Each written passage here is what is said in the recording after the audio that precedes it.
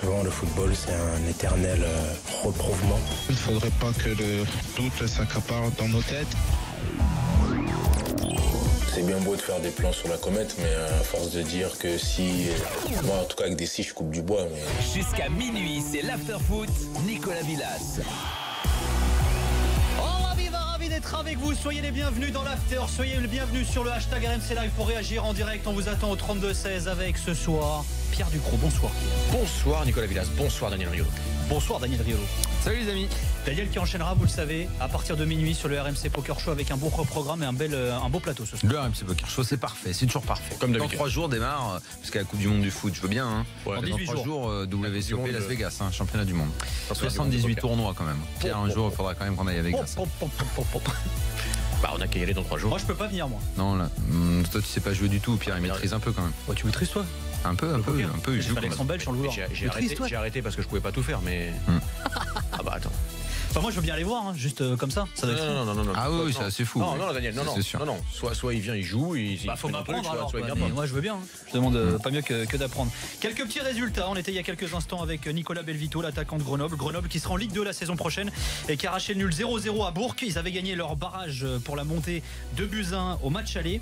Et puis, ça a repris à Toulouse entre le TFC et l'ACA. On rappelle qu'au match aller, l'ACA s'était incliné 3-0 à domicile. Wilfried Templier est toujours avec nous. Wilfried, c'en est où en ce début de seconde période? Templier est puni au stadium 0-0. Bon, ça te suffit Wilfried, ça te suffit. T'as la pluie mais pas les buts quoi. Oui, mais bon, ils ont pris une bonne bronca à la mi-temps quand même, hein, parce que le public attend autre chose de ce match retour, de ce dernier match des Toulousains. Mais bon, il a l'image de leur saison sous la pluie. 0-0. Si ça reste, on le disait en début de match, si ça reste en Ligue 1, ce sera déjà pas mal. 0-0. Si t'as 2 buts, Wilfried, et que c'est pour Ajaccio, tu vas trembler. Oui, attention là, ça va pas être pareil. Vaut mieux que ça reste à 0-0. Donc pour l'instant, Toulouse se maintient en Ligue 1. C'est une question? Ouais, non, c'est une question affirmative. Bête, mais c'est une question. Ouais, c'est une question. 3 buts d'avance. Okay. Voilà, merci Wilfried. Merci Wilfried. Tiens, un petit résultat également du tournoi de Toulon. Vous savez que ça a débuté ce week-end. L'équipe de France qui s'est imposée 4-1 face à la Corée du Sud, avec un doublé de Jordan Tell notamment, et qui jouera ensuite face à l'Écosse et face au Togo. Rien de tel pour commencer un tournoi. Et bien entendu qu'une victoire. Hier, il y avait la. Non. Rien de tel pour commencer un doublé de tel.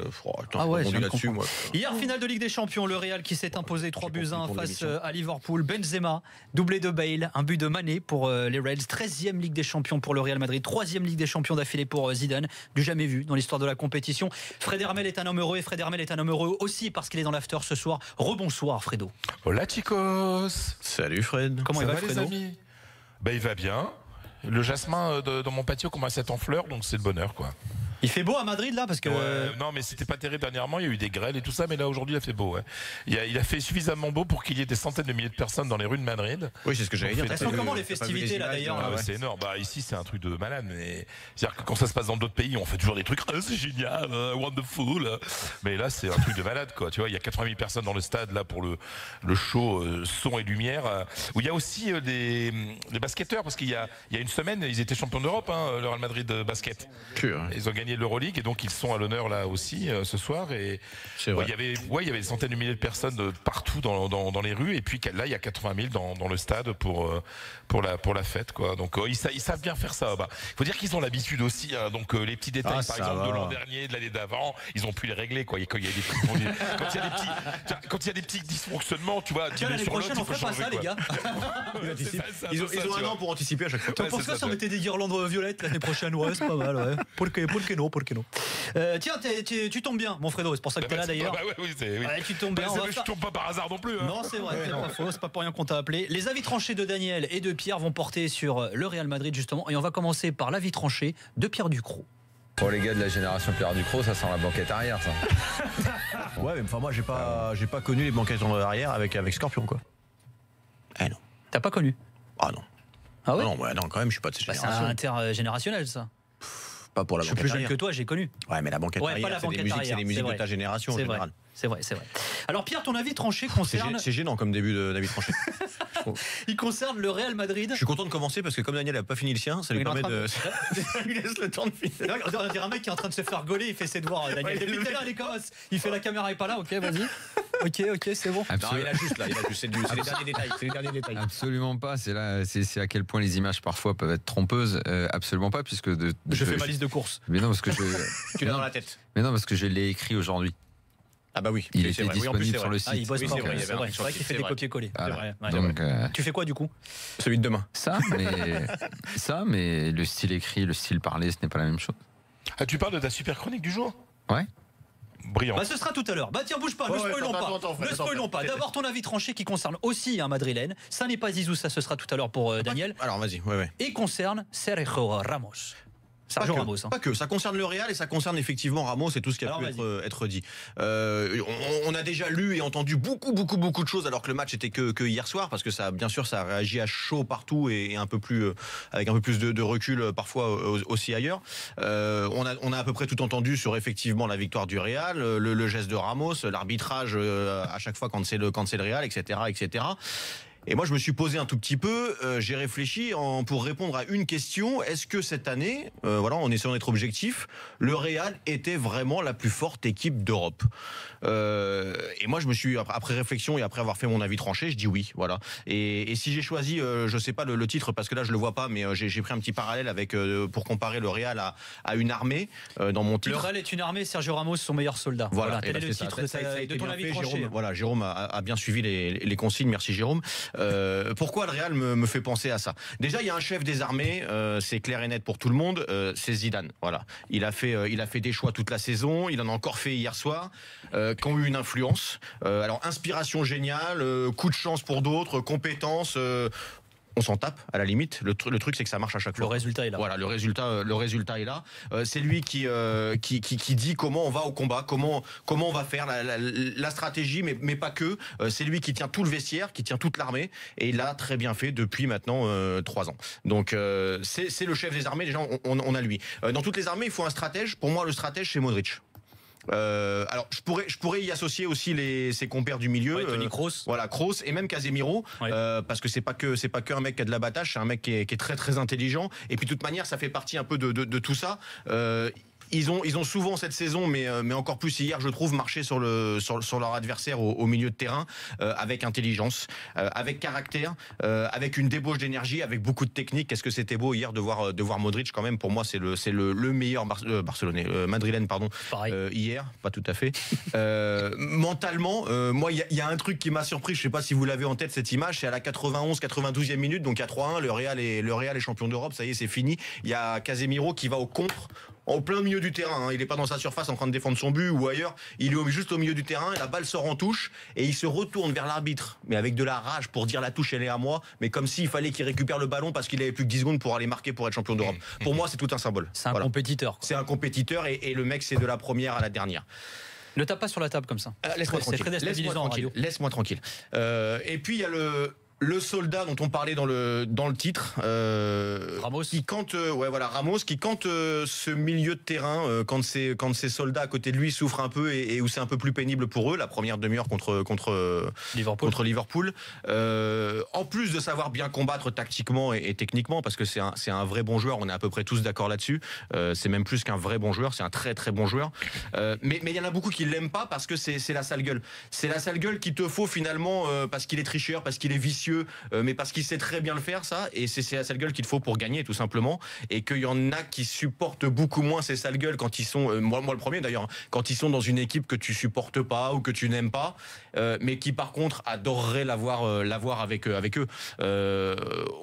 J'entends plein de choses moi sur Ramos ici en France. Et quand j'écoute plein de critiques sur le Paris Saint-Germain, qui est à peu près l'équipe qui représente la France au niveau de la Ligue des Champions en ce moment, la critique qui revient toujours, et à juste titre, c'est on manque de caractère. Quand on arrive à un certain niveau de compétition, ça manque de caractère. On est tous d'accord là-dessus. Faut pas cracher sur ce genre de joueur alors, parce que ce genre de joueur, c'est lui qui te donne le caractère dans cette équipe. Et Ramos hier, on est d'accord avec le geste qu'il fait sur Salah ou pas, on aime, on n'aime pas. Il est super utile son geste, et lui il le sait. Quand il y va, alors il sait pas qu'il va lui péter l'épaule et qu'il va sortir 10 minutes après, mais il y va pour lui faire mal. Il y va une première fois pour lui dire moi le duel que je dois gagner ce soir c'est avec toi et je vais le gagner. Et comme ça mes potes à côté vont être un peu plus tranquilles pour jouer. Tout ça fait que pour moi, le Real Madrid, qui a une armée qui a eu du mal à gagner quelques guerres au début de saison, reste l'armée la plus forte d'Europe, parce que quand il a fallu gagner les vraies batailles, les batailles importantes, elles se sont réunies autour de ça. Et elle était invincible, tout simplement, jusqu'au bout. Tiens, juste une petite parenthèse pour donner des nouvelles quand même de Mo Salah. Sachez qu'il a tweeté il y a quelques minutes. Je suis un combattant, a-t-il déclaré, et il se dit confiant quant à sa participation à la Coupe du Monde. La Fédé égyptienne avait communiqué dans la nuit également en disant qu'elle était confiante. Il y a eu un tweet également de Sergio Ramos aujourd'hui. Il s'est exprimé sur les réseaux sociaux lui aussi. Le football est capable de te montrer le côté le plus doux, mais aussi le plus amer. Nous sommes avant tout collègues. Pro-rétablissement Salah, le futur t'attend. Voilà ce qu'a déclaré Sergio Ramos. Bon, forcément, il y a eu beaucoup d'insultes qui ont suivi derrière concernant l'Espagnol. En tout cas, voici l'avis tranché donc de Pierre. Daniel, ça rejoint pas mal de choses de ce qu'on a pu dire hier aussi après cette finale. Oui, je suis d'accord. Bon, s'il faut s'arrêter sur le capitaine de cette équipe, le fantastique capitaine de cette équipe, je veux bien le faire. Moi, j'ai trouvé malgré tout intéressant ce qui est dit aujourd'hui. Moi, j'aime entendre qu'il ne plaît pas. Ça me dérange pas. Oui, parce qu'il ne représente pas tout ce qui est parfait dans le foot. Ça me dérange pas. Par exemple, c'est un débat que je pourrais avoir longtemps, parce que j'en ai déjà parlé avec lui, avec un type que j'aime beaucoup, qui est Didier Rostand. Moi, je dis toujours qu'on est tous dans notre amour du foot pas différents. On est tous avec nous-mêmes régulièrement face à des incohérences et des contradictions. Lui, par exemple, c'est de détester ça. Ouais. Ou de détester certains joueurs italiens de l'époque qu'il n'aimait pas, et à côté de trouver génial Maradona. Je pense que c'est sa contradiction. Alors que ça représente effectivement quelque chose... On en a tous, ou les Argentins qui entouraient, qui étaient les porte-flingues de Maradona. Moi, j'aime bien ce genre de débat, ça me dérange pas. Moi, j'aime qu'on admette que... C'est comment que je dis, c'est une garce, j'allais dire c'est une salope, mais c'est un peu plus vulgaire. Ouais, garce, c'est bien. Mais moi, j'aime qu'on admette qu'il l'est, et qu'après tout, c'est l'histoire du foot, parce que moi, j'ai pas mémoire de grande équipe qui a pas eu de mecs comme ça. J'ai beau chercher, c'est peut-être... Mais le parallèle avec le PSG, il est intéressant de Pierre. C'est vrai que le PSG... Thiago Silva à Barcelone, t'as Ramos, tu prends pas 6-1. Bien sûr, évidemment. Non, mais à la limite, ce parallèle-là, il est trop évident. Je préfère les parallèles historiques. En plus, c'est pas un truc qui est culturel. Parce que je pense que dans tous les pays, c'est dans la tête du mec. C'est pas genre parce qu'il y a très longtemps, il y a eu comment dire le cliché tout con de dire les Italiens. Pour moi, il y en a eu dans tous les pays. Mais oui, dans tous les pays, il y en a eu. Tous les pays américains aussi qui représentaient un peu ça. Voilà. Et même, je vais te dire, même au Brésil. Des mecs comme Aldaïr, dans les équipes de Brésil qui gagnaient. Ouais, mais il n'était pas en équipe nationale. Je parle de l'équipe de. Si t'avais pas Ricardo était pas un tendre. Dunga était un clébard. Et peut-être que c'est ce qui manque au Brésil en 82 ou en 86. Une équipe phénoménale. La raison, c'est que quand t'as pas au moins un mec, voire deux comme ça, c'est compliqué d'aller au bout. Même la grande équipe des Pays-Bas avait des joueurs qui étaient assez durs. Bien sûr. À la limite, peut-être pas assez face aux Allemands. La Grèce en 2004. C'est une équipe de garces. Oui. Après, au Portugal, dans les Georges Costa, les Couteau, les Paulinho Santos, les Bento, bien sûr, au moment où ils ont gagné. Non, mais ils se font finale, c'est la plus belle génération. Bien sûr. Non, mais on peut être partout, en Angleterre, en Allemagne, aux Pays-Bas. En Angleterre. Il y a ce genre de mecs-là. Avec le temps, ça diminue parce que les arbitres sont plus sévères, les caméras sont plus présentes. C'est là où il faut être très très malin et très vicieux, effectivement. Donc, à la limite, il est presque lui un peu anachronique parce qu'on en voit moins des mecs comme ça. Même si le Barça a toujours été très grand dans son style fantastique, quand ils avaient un fort Busquets. Qui était capable, lui, de régler 2-3 comptes en douce aussi et de faire et Piqué aussi. Et Piqué aussi. Encore plus Busquets. Encore parce plus que Busquets, ça se voyait pas. Parce exactement. Que Piqué, c'était trop évident. Voilà. Donc, moi, ça me gêne pas. Je veux juste, hier, quand je vois le match, je peux pas m'empêcher de penser, putain, mais quel enculé. C'est terrible. Mais en même temps, comme je dis que tout le monde a eu ça, on fera chacun le tour, tous autant qu'on est devant la télé, à la radio, nous ici, des équipes qu'on a aimées.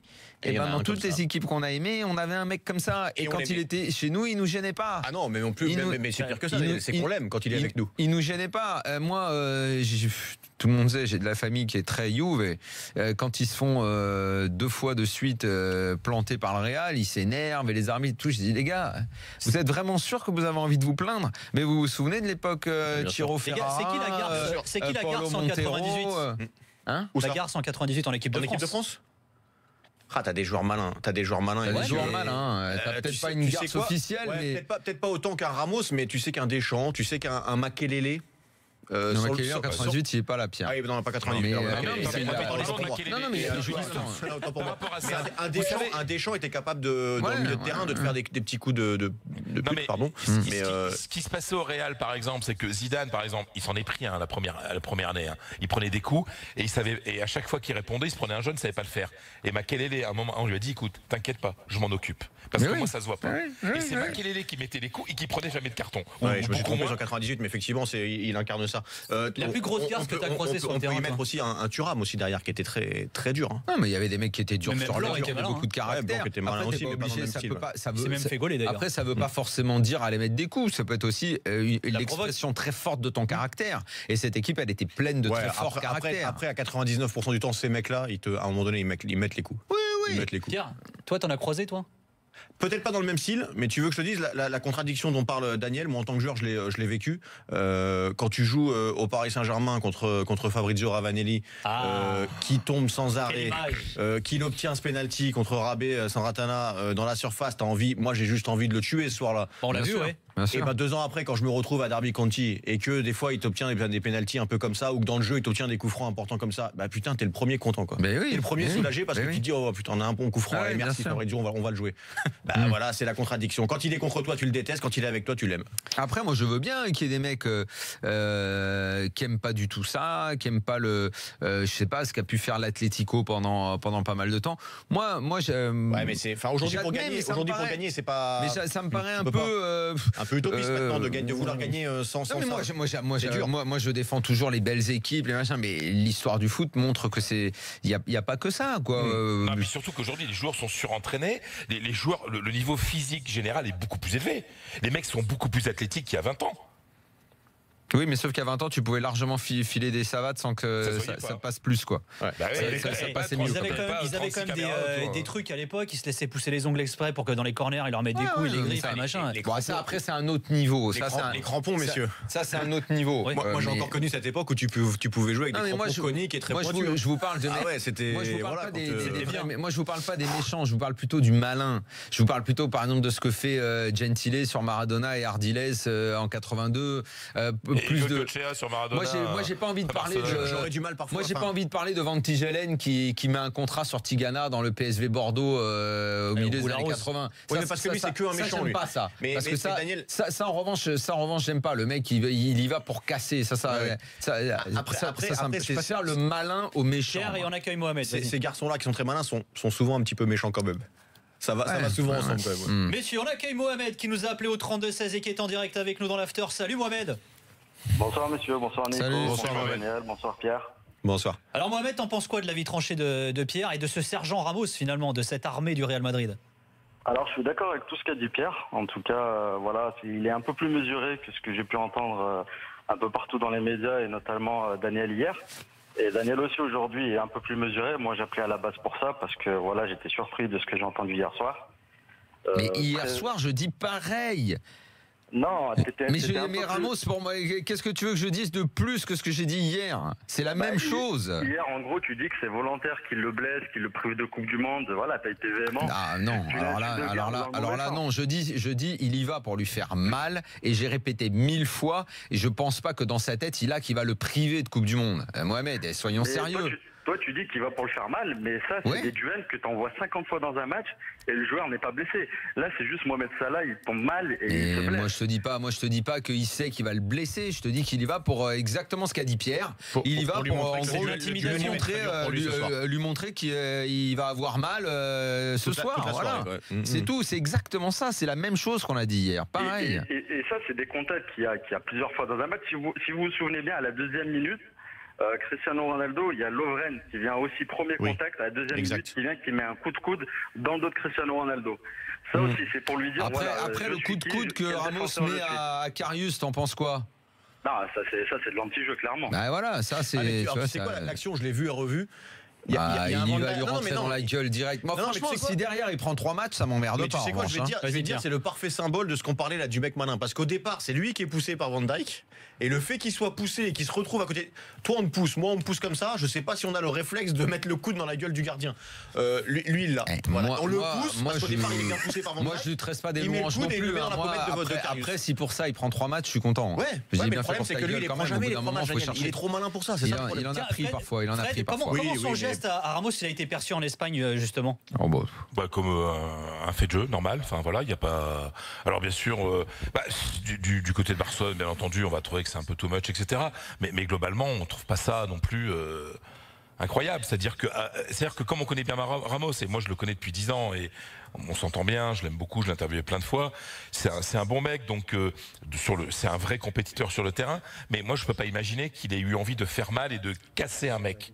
Et en Espagne, on a le sentiment qu'il a fait son boulot de défenseur en s'imposant, il marque son territoire, mais qu'il ait voulu volontairement blesser Mohamed Salah. Ça, personne n'y croit en Espagne.